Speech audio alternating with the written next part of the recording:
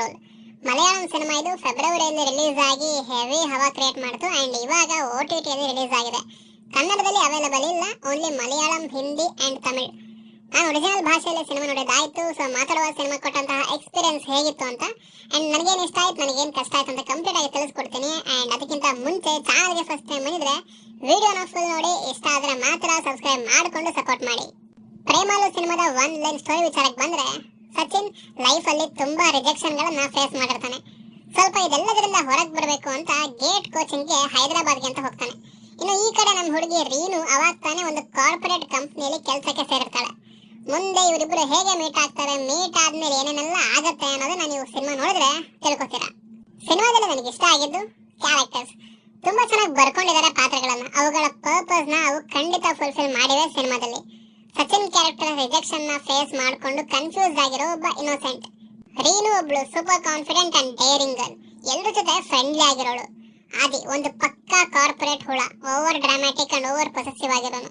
ಈ ಕ್ಯಾರೆಕ್ಟರ್ ಬಂದಾಗೆಲ್ಲ ಕ್ರಿಂಜ್ ಅನ್ಸೋಕೆ ಶುರುವಾಗುತ್ತೆ ಅಂಡ್ ರೈಟರ್ ಇದನ್ನೇ ಫೀಲ್ ಮಾಡಿಸ್ಬೇಕು ಆಡಿಯನ್ಸ್ಗೆ ಅಂತ ಬರೆದಿದ್ದಾರೆ. ಅದು ಖಂಡಿತ ಫುಲ್ಫಿಲ್ ಆಗಿದೆ ಅಂತಾನೆ ಹೇಳ್ತೀನಿ. ಇನ್ನು ಹೈಲೈಟ್ ಅಂದ್ರೆ ಆ best friend character Amal Davis. ಅವನ ಅಜ್ಜಿ ಹೆಸರೇ ಕೆಟ್ಟ ಕ್ರೇಜಿ ಆಗಿದೆ. ಅದರ ಸೌಂಡಿಂಗ್ ಒಂಥರ ಚೆನ್ನಾಗಿದೆ ಅಂಡ್ ಆ ಕ್ಯಾರೆಕ್ಟರ್ ನೇಚರ್ ಆಗಿರಲಿ, ಅದರ ಬಿಹೇವಿಯರ್ ಸ್ವಲ್ಪ ಮಜಾ ಕೊಟ್ಟು ನೋಡುವಾಗ. ಅಂಡ್ ಕೆಲವೊಂದು ಕ್ಯಾರೆಕ್ಟರ್ಗೆ ಅದರ ಮೋಟಿವ್ ನ ನೀಟಾಗಿ ಎಸ್ಟಾಬ್ಲಿಷ್ ಮಾಡಿ ಸ್ವಲ್ಪ ಅಬ್ರಪ್ಟ್ ಆಗಿ ಅದನ್ನ ಎಂಡ್ ಮಾಡ್ಬಿಟ್ರು. ಬಟ್ ಪರವಾಗಿಲ್ಲ, ಅದಕ್ಕೆ ಕೊಟ್ಟಿದ್ದ ಕ್ಲೋಸರ್ ಡೀಸೆಂಟ್ ಆಗೇ ಇತ್ತು. ಇನ್ನು ಹೈದರಾಬಾದ್ ಸಿಟಿನ ಕೂಡ ಒಂದು ಕ್ಯಾರೆಕ್ಟರ್ ರೀತಿ ಟ್ರೀಟ್ ಮಾಡಿದ್ದಾರೆ. ಆ ಸಿಟಿನ ಕಥೆಯಲ್ಲಿ ತುಂಬಾ ಚೆನ್ನಾಗಿ ಬ್ಲೆಂಡ್ ಮಾಡಿದ್ದಾರೆ. ಆ ಟ್ರಿಪ್ ಎಪಿಸೋಡ್ ಆಗಿರ್ಲಿ, ಆ ಜರ್ನಿ ಆಗಿರ್ಲಿ, ಆ ಜಾಗದ ವಾತಾವರಣ, ಅದೆಲ್ಲದನ್ನು ಆ ಕ್ಯಾರೆಕ್ಟರ್ಗಳು ಫೇಸ್ ಮಾಡ್ತಿದ್ದು ನೋಡುವಾಗ ಚೆನ್ನಾಗಿತ್ತು ಇದೆಲ್ಲ. ನೆಕ್ಸ್ಟ್ ರಿಲೇಟಬಲ್ ಫ್ಯಾಕ್ಟರ್ಸ್ ಚೆನ್ನಾಗಿ ವರ್ಕ್ ಆಯ್ತು ಅಂಬಲ್ಲೆ. ಯಾಕಂದ್ರೆ ಈ ಫೇಸ್ ನ ಆಲ್ಮೋಸ್ಟ್ ಈಗಿನ ಜನರೇಷನ್ ಅಲ್ಲಿ ಎಲ್ಲರೂ ಫೇಸ್ ಮಾಡಿರ್ತಾರೆ. ಸಿಟಿ ಮತ್ತು ರೂರಲ್ ಏರಿಯಾಸ್ ಇಬ್ಬರಿಗೂ ಕನೆಕ್ಟ್ ಆಗೋ ರೀತಿ ಪಾತ್ರಗಳನ್ನ ತಗೊಂಡಿರೋದ್ರಿಂದ ತುಂಬಾ ಜನಕ್ಕೆ ರಿಲೇಟ್ ಆಗೋ ಫ್ಯಾಕ್ಟರ್ಸ್ ಇಲ್ಲಿ ಜಾಸ್ತಿ ಇವೆ. ಕಾರ್ಪೊರೇಟ್ ಅಲ್ಲಿ ಕೆಲಸ ಮಾಡ್ತಿರೋರ್ಗಂತೂ, ರಿಜೆಕ್ಷನ್ಸ್ ನ ತುಂಬಾ ಫೇಸ್ ಮಾಡೋರ್ಗಂತೂ ಇದಿನ್ನೂ ರಿಲೇಟ್ ಆಗುತ್ತೆ.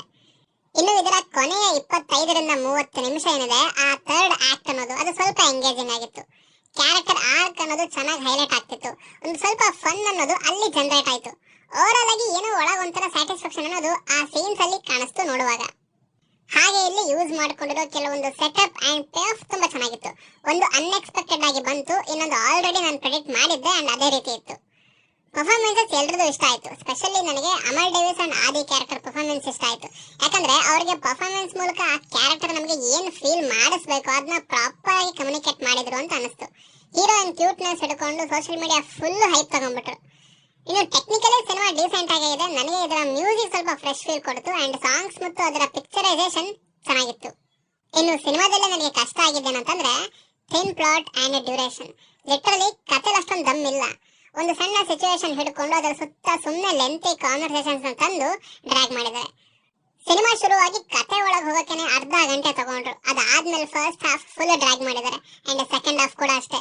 ಇಷ್ಟು ಸಣ್ಣ ಸಿಚುವೇಶನ್ ಹಿಡ್ಕೊಂಡು ಅದರ ಸುತ್ತ ಸುಮ್ಮನೆ ಕಾನ್ವರ್ಸೇಷನ್ಸ್ ನ ಬಿಲ್ಡ್ ಮಾಡಿರೋದು ನನಗೆ ಅಷ್ಟೊಂದು ಹಿಡಿಸ್ತಿಲ್ಲ.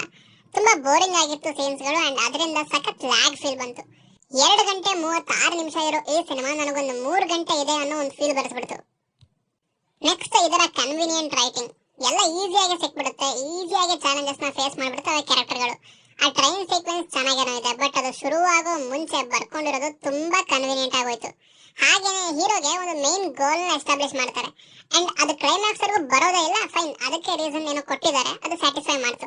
ಬಟ್ ಆ ಗೋಲ್ ಮತ್ತೆ ಬರುತ್ತೆ. ಅದು ಬಂದಾಗ ಆಲ್ರೆಡಿ ಅದನ್ನ ಅಚೀವ್ ಮಾಡಿರ್ತಾನೆ ಅವನು. ಸೊ ತುಂಬಾ ಕನ್ವೀನಿಯಂಟ್ ಆಗಿ ಅನಿಸ್ಬಿಡ್ತು. ಇನ್ನು ಎಮೋಷನಲಿ ಕೂಡ ನನಗೆ ಆ ಹುಡುಗಿ ಲವ್ ಮಾಡ್ತಿದ್ದೀನಿ ಅಂತ ಹೇಳುವಾಗ ಅದೆಲ್ಲ ಆರ್ಗ್ಯಾನಿಕ್ ಆಗಿದೆ ಅಂತ ಅನಿಸ್ಲೇ ಇಲ್ಲ. ಫೋರ್ಸ್ಡ್ ಆಗಿ ಫೀಲಿಂಗ್ಸ್ ನ ಬರ್ಸಿದ್ದಾರೆ ಅಂತ ಅನಿಸ್ತು. ಗಿಲ್ಟ್ ಇಂದ ಹುಡುಗಿ ಲವ್ ಮಾಡಕ್ಕೆ ಒಪ್ಕೊಳ್ಳೋ ತರ ಕಾಣಿಸ್ತು ನನಗಿದು.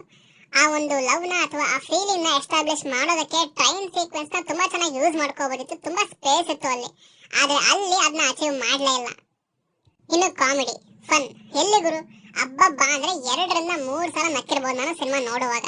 ಅದು ಆ ಲಾಸ್ಟ್ 25 ನಿಮಿಷದಲ್ಲಿ. ಅದು ಬಿಟ್ಟರೆ ಆ ಟೆಲಿಸ್ಕೋಪ್ ಸೀನ್ ಅಷ್ಟೇ. ಸುಮ್ಮನೆ ಸೋಷಿಯಲ್ ಮೀಡಿಯಾ ಹೈಪ್ ನೋಡಿಕೊಂಡು ಫುಲ್ಲು ಕಾಮಿಡಿ, ಶುರುವಿಂದ ಕೊನೆವರೆಗೂ ಬರೀ ನಗುನೆ, ಅದು ಇದು ಅನ್ಕೊಂಡು ಎಕ್ಸ್ಪೆಕ್ಟೇಷನ್ ಹುಟ್ಟಿಸ್ಬಿಟ್ರು. ಓವರ್ ಆಗಿ ಹೈಪ್ ಕೊಟ್ಬಿಟ್ರು. ಬಟ್ ಸೀರಿಯಸ್ಲಿ ನನ್ನ ನಗು ಬರ್ಲಿಲ್ಲ ಗುರು. ಇನ್ನು ಆ ಕ್ಲೈಮ್ಯಾಕ್ಸ್ ಕೂಡ ಅಷ್ಟೇ, ಅಲ್ಲಿ ಪ್ರಾಪರ್ ಆಗಿ ಫೀಲ್ ಆಗೋಕೆ ಬಿಡ್ಲಿಲ್ಲ. ಈ ಕಡೆ ಏನೋ ಫನ್ ಕ್ರಿಯೇಟ್ ಮಾಡಕ್ ಹೋದ್ರು, ಅದಷ್ಟು ಸೆನ್ಸ್ ಅನ್ನಿಸ್ಲೇ ಇಲ್ಲ. ಯಾವ್ದಾದ್ರು ಒಂದನ್ನ ಫೀಲ್ ಆಗೋಕೆ ಬಿಟ್ಟಿದ್ರೆ ಚೆನ್ನಾಗಿರೋದು ಅಂತ ನಂಗೆ ಅನಿಸ್ತು. ನನ್ನ ಪ್ರಕಾರ ಇದೊಂದು ಡೀಸೆಂಟ್ ಒನ್ ಅಂದಮೇಲೆ ಒಂದ್ಸಲ ನೋಡ್ಬೋದು, ಬಟ್ ಲೆಂತ್ ಅನ್ನಿಸ್ತು ನನಗೆ. ಹಾಗೆ ಎಮೋಷನಲ್ ಕನೆಕ್ಷನ್ ಸಿಗಲೇ ಇಲ್ಲ. ಬಟ್ ಕ್ಯಾರೆಕ್ಟರ್ಸ್ ಚೆನ್ನಾಗಿ ಬರ್ಕೊಂಡಿದ್ದಾರೆ. ತುಂಬಾ ಜನಕ್ಕೆ ವರ್ಕ್ ಆಗಿರ್ಬೋದು ಅಂಡ್ ನೋಡೋರ್ಗೂ ವರ್ಕ್ ಆಗ್ಬೋದು. ನನಗಷ್ಟು ವರ್ಕೌಟ್ ಆಗಲಿಲ್ಲ ಈ ಸಿನಿಮಾ ಅಂತೀನಿ. ಸಿನಿಮಾ ಪಾರ್ಟ್ ಅಲ್ಲಿ ನನಗೆ ವರ್ಕ್ ಆಯ್ತು ಅನ್ಬಲ್ಲೆ. ಕೆಲವೊಂದು ಸೀನ್ಸ್ ಅಷ್ಟೇ ನನ್ನ ಸ್ಯಾಟಿಸ್ಫೈ ಮಾಡಿದ್ದು. ಓವರ್ ಆಲ್ ಪ್ಯಾಕೇಜ್ ಆಗಿ ತಗೊಂಡ್ರೆ ಸಿನಿಮಾ ಅಷ್ಟು ವರ್ಕೌಟ್ ಆಗಲಿಲ್ಲ ನನಗೆ.